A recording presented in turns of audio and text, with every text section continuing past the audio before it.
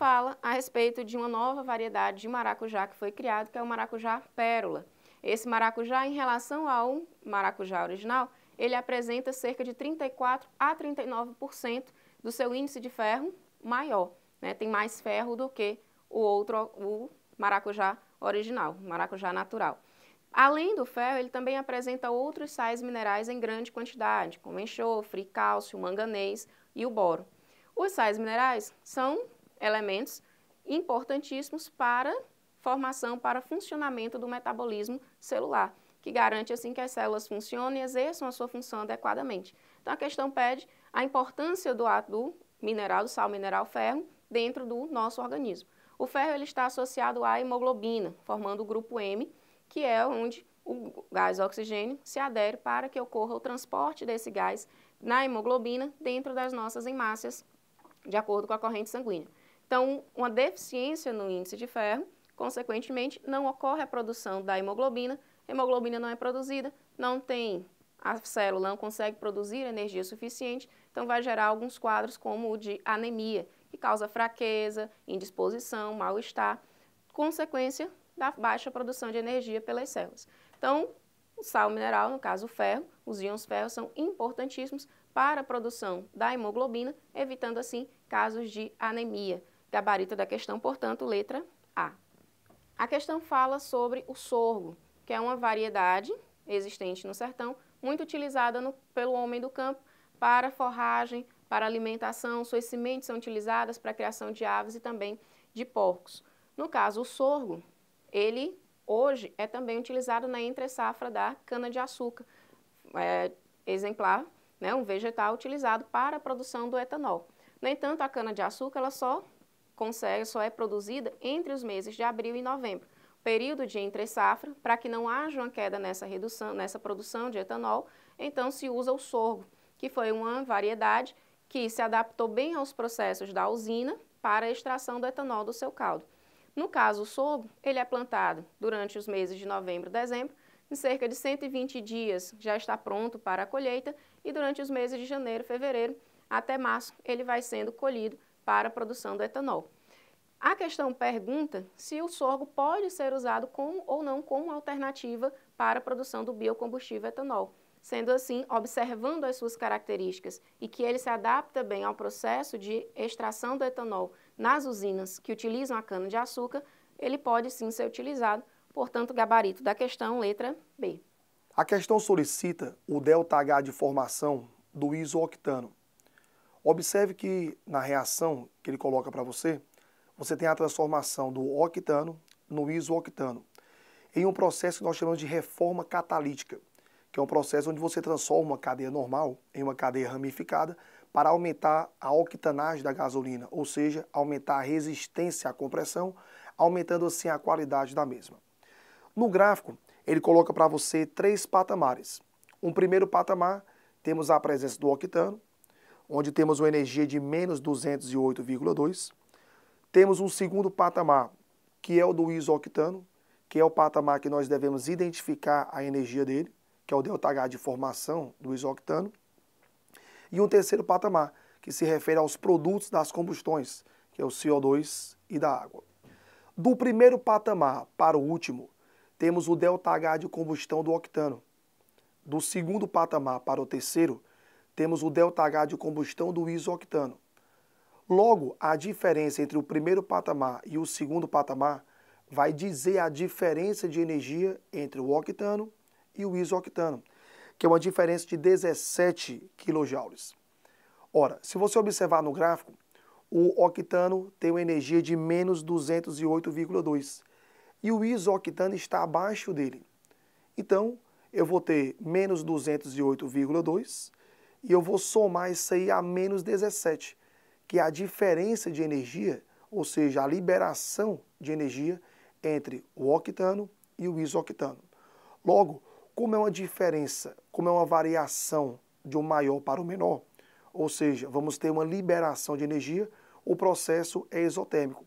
E o ΔH de formação do isooctano, vamos pegar menos 208,2 e somar a menos 17, que é a energia que foi liberada.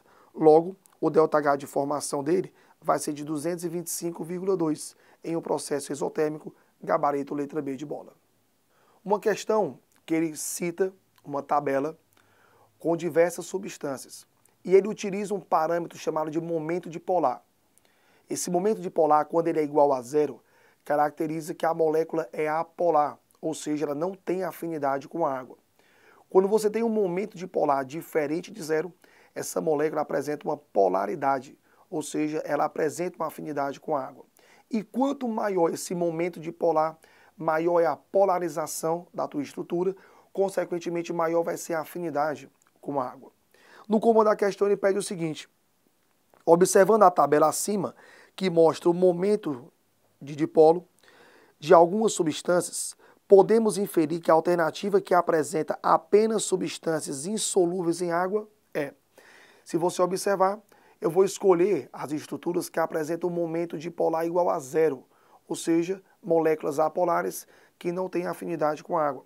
E as que apresentam esse momento dipolar igual a zero são exatamente o metano, que é um hidrocarboneto, e todo hidrocarboneto é insolúvel em água.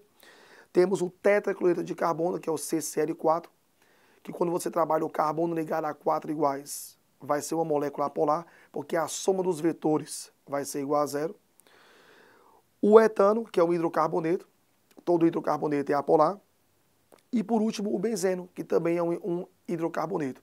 Então, essas 4 substâncias vão ser insolúveis em água, exatamente porque são substâncias apolares e o parâmetro que você utiliza é o momento dipolar. Sendo igual a zero, molécula apolar. Gabarito, letra C. A questão trata de um movimento bidimensional, no caso um lançamento oblíquo. Bem, nessa condição, levando-se em conta que o campo gravitacional vem a ser constante, devemos lembrá-lo que o movimento passa a ser descrito em 2 planos. Um movimento uniforme, a qual nós o colocamos no plano horizontal, para que a velocidade se mantenha constante em todos os pontos da trajetória.